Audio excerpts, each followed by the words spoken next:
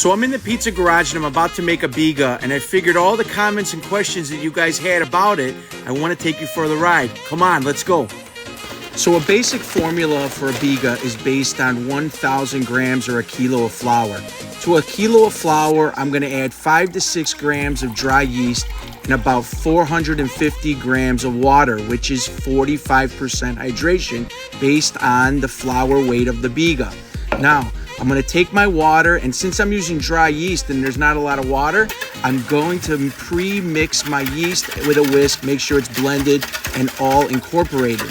Now, once I'm done with that, I'm going to add my flour and I'm going to slowly start mixing this with my hand.